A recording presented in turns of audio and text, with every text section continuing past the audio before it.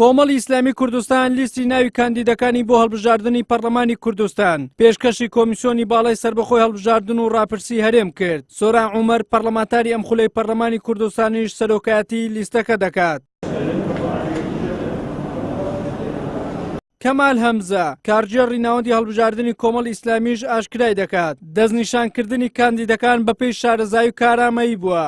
ئێمە ئەوڕۆ وەکو کۆمەڵی ئیسلامی لیستی ناوی کاندیدانی خۆمان پێشکەش بە کۆمیسیۆنی باڵای سربەخۆی هەڵبژاردن و ڕاپرسی کرد لە ئۆفیسی سەرەکی.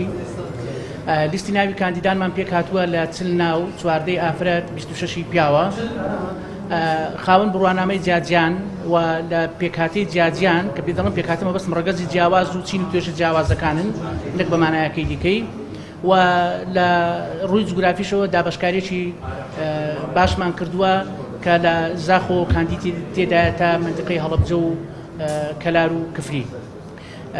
ئێمە بەو هەنگاوە لەوە دەمانوێت ئەوە بەکردەوە بخەینە ڕوو بۆ هەم لایەنەکان و هەم کۆمیسیۆن و هەم جەماوەری خەڵکی کوردستان کە ئێمە وەکو کۆمەڵی ئیسلامی کوردستان ئامادەین هەڵبژاردن لە 30/9/2018 لە وعدەی دیاریکراوی خۆی ئەنجام بدرێ و خوازیارین هیچ مماتەڵەیەک نەکرێ ئەو خۆش کە هەن لە بارەی دواخستن و دوانەخستنی هەڵبژاردن لە ماوەیەکی کووردا کۆمیسیۆن یان حکوومەت خۆی بە تەواوی کۆتایی پێبهێنی. تا ئێستا لەو قەوارانەی کە کێبڕچەی بەدەستهێنانی 100 کورسی دەکەن جگە لە کۆتاکان تەنها 3 قەوارە لیستی ناوی کاندیدەکانی پێشکەشی کۆمیسیۆن کردووە کە یەکێک لەو قەوارانە کۆمەڵی ئیسلامی کوردستانە. بەڕێوەبەری بەشی قەوارە سیاسیەکانیش لە کۆمیسیۆن ڕایدەگەنێت تا 29 مانگ کات لە بەردەم لایەنەکان ماوە بۆ پێشکەشکردنی ناوی کاندیدەکانیان دوای ئەو وادەیە هیچ لیستێک وەرناگیرێت.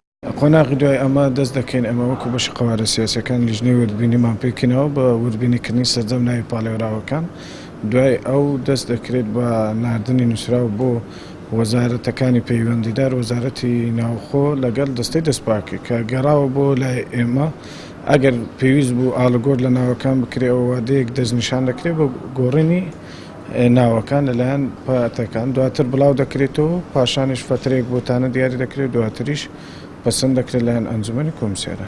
لیستی کاندیدەکانی کۆمەڵی ئیسلامی کوردستان بۆ پەرلەمانی کوردستان لە 40 کەس پێکهاتووە کە لە ناویاندا ژمارەیەک ئەندامی ئەنجومەنی سیاسی و سەرکردایەتی و پەرلەمانتاری ئەم خولەی پەرلەمانی کوردستانی تێدایە کە سەرجەمیان لەسەر ئەساسی شارەزایی دەستنیشان کراون. لە سەدا 33 کاندیدەکانیش ئافرەتن کە دەکاتە 14 بربژێر. هاوکات بڕیارە کۆمەڵی ئیسلامی کوردستان بە ژمارە 194 بەشداری هەڵبژاردننی خولی پێنجەمی پەرلەمانی کوردستان بکات.